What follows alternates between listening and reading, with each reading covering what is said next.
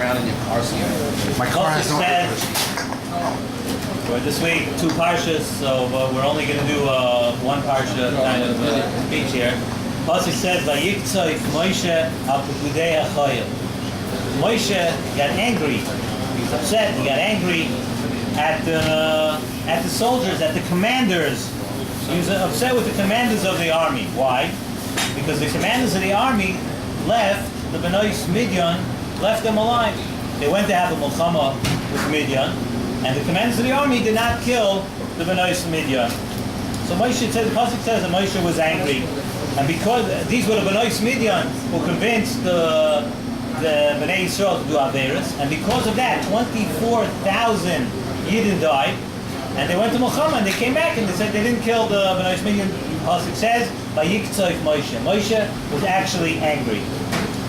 Gemara in Psachim, Daf Samach Vav Amud Beis said, we learn from here, we see from what happened here with Moshe Rabbeinu, that if someone gets angry, I'll translate what the Gemara says. The Gemara says that if someone gets angry, if he's a wise man, if he's someone that wise, he's going to forget his wisdom.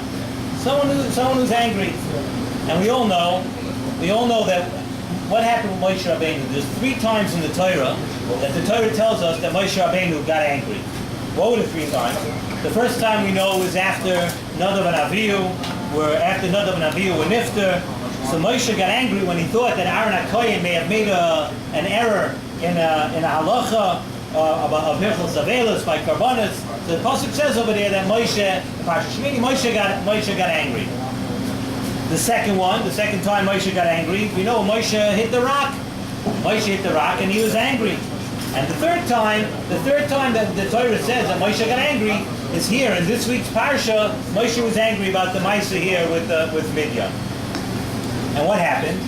We see the Gemara says Moshe Rabbeinu forgot halachas. He forgot the halachas of telling the halachas of how to kasher Kalim, and instead the one who taught the halachas to Bnei Yisrael was Elazar. It wasn't Moshe Rabbeinu. Rav Pam Zatzal says, before we even continue, Rav Pam remarks when discussing the inyan of Moshe Rabbeinu getting angry, he says, let's not forget who we're talking about over here. We're talking about Moshe Rabbeinu, and Moshe Rabbeinu was the greatest Navi, the greatest person to ever live. So when we discuss about Moshe Rabbeinu getting angry, we're not just discussing about any person losing his temper and getting angry. But yet we see the Torah teaches us this lesson. The Torah says that Moshe Rabbeinu got angry because the Torah is coming here to teach us a lesson. That if a person loses control, if a person gets angry, things happen. He could forget Torah. And if we think about all of us mundane people, what happens with the average person? People they lose their ability sometimes to control their temper. And what happens when a person loses his temper? We know anything can happen when a person gets angry. We know that many marriages have been ruined because somebody got angry. Families have been broken because somebody gets angry. Friendships are destroyed because one person gets angry. People have a partnership. One partner gets angry. Partnerships break up. So many different things that happen when your anger is released and you don't restrain, you don't hold yourself back. But what's one of the tiniest that people have sometimes? Once we're discussing about Adam L'Chaveira Inyan here, we're discussing about getting angry. One of the big tiniest that a person always has when he gets angry. What are you getting angry for? What do you mean? It's L'Shem Shamayim. I'm not getting angry. You're supposed to get angry. L'Shem Shamayim. So I want to tell you a beautiful Reb Chaim Vital I saw. Reb Chaim Vital brings down from his Rebbe the Arizal, and he says a fact. This is a fact. He says that a person should not get angry even if you feel that it's L'Shem Shamayim. And of course, everybody who gets angry, no one just gets angry, right? Everybody has perfect midos, we know that. So a person gets angry, Avad L'Shem Shamayim, Zok Reb Chaim Vital, L'Shem is Rebbe the Arizal, that a person should never get angry. Why? Zok the Arizal, because it's impossible to get angry and not destroy something. When a person gets angry, you think it's L'Shem Shamayim. You have all your full cheshbonos and everything makes sense to you. But when a person gets angry, Zok the Arizal, it's guaranteed, and this is the Arizal speaking, it's guaranteed that something's going to get destroyed. The happens to be there's a sefer called Erech Apayim. And this sefer, Erech Apayim, the entire sefer talks about kas. Talks about anger, how a person should control his anger, what anger is. And he talks about the midah of kas. And the Mechaber of the sefer, Rabbi Avram Yellen, says the following things. He says that a person, we know if a person chas v'shalom has an illness, if a person is sick, he says he'll go through any length, go to any doctor, go to any place just to cure himself with chas v'shalom. He thinks that he might have a life-threatening illness. Zokar Rav Yellen in his sefer that that's what kas is, that's what anger is to the neshama of a person, to the ruchnius of a person. He says a person, just like a person would go to any doctor and to any great length to heal himself from a physical sickness, so too a person has to go to any length to stop himself from this sickness of kas, which is a ruchnius sickness.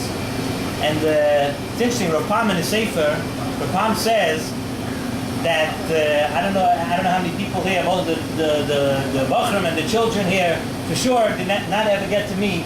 Rav Pam talks about, he says about Rav Moshe Feinstein Zatzal and Rav Yaakov Kamenetsky Zatzal. He says they were the Gedolei Hadar, and they were nifter about, I'd say 24 and a half years ago, I think, right? And they were the Gedolei Hadar. They had the daily weight of Klal Yisrael on their shoulders, but anyone who ever met Rav Moshe or Rav Yaakov Zatzal saw what a calm demeanor they always had. And Baruch Hashem, I was zocheh to speak to both of them, and to get brachas from both of them, to speak to them. And you saw a certain serenity, and these were people that, our problems, no matter what they are, never compare to the problems that these Gedolim heard every day. But Rav Pam says, when you looked at these people, you saw what it means to never lose your temper, always to have calm and serenity. And he said, these were people who knew when they heard, and they had very real problems, and still never, because that's a gadol. That's someone who wants to grow in midas. That's a gadol. Somebody who always has control of what he does. So I was thinking to myself that it could be that this is pshat why this pasuk of Vayiktzayf Moshe, that Moshe got angry. It could be there's a reason also why it's placed in this week's parsha. We know the beginning of this week's parsha talks about Nidarim and the lav of Layachel Devarai, that every word that comes out of a person's mouth, everything that a person says, has to be oisik cheshbon. If a person makes a neder, how he says it, what you say, did he use a lashon neder, didn't he lose? Anyone who learns Gemara and Nedarim sees how intricate the halachas are of what comes out of your mouth and how you said it and what lashon you said it in and how careful a person has to be about what he says. And this halacha and this inyan of a person, this inyan of anger, and usually what happens is the person loses control and he says something out of his mouth. He says something to another person. The Nesiv Shalom Bamas brings down a Rabbeinu Yoina. And Rabbeinu Yoina says that the mouth of a person is like a kli shares. The mouth of a person, this is something the Nesiv Shalom says many times, that the mouth of a person is like a keli, like one of the kelim in the mikdash, that a person could be mekadesh shem shemayim, could do so much with his tefillas, with things that he says. But you have to know that if it's a kli sharis and it's something which is so important and something which is so big, that unfortunately sometimes it can be used lehepach. And sometimes a person opens his mouth without thinking. You can hurt somebody and that lasts a lifetime. You can cause tremendous damage. And now it's very apropos. We're now in the middle of the 3 weeks of the Bein HaMetzarim, and we know why the second Beis HaMikdash was destroyed. The second Beis HaMikdash was destroyed almost 2,000 years ago, and we're still sitting in the Gullus, and we're hoping every day that the Gullus will end, but we don't know. But we do know, the Gemara brings down, that the reason why the second Beis HaMikdash was destroyed was because of these inyanim of Bein Adam Lachaberoi, where a person wasn't don his friend the kafschus, where a person had sinas chinam, where a person got angry and said things and hated another person and let loose and didn't control himself. So it's a perfect week to learn the lessons of this week's parsha. It's already, like we say, we sing about it, we talk about it, that how long can we do? It's enough already.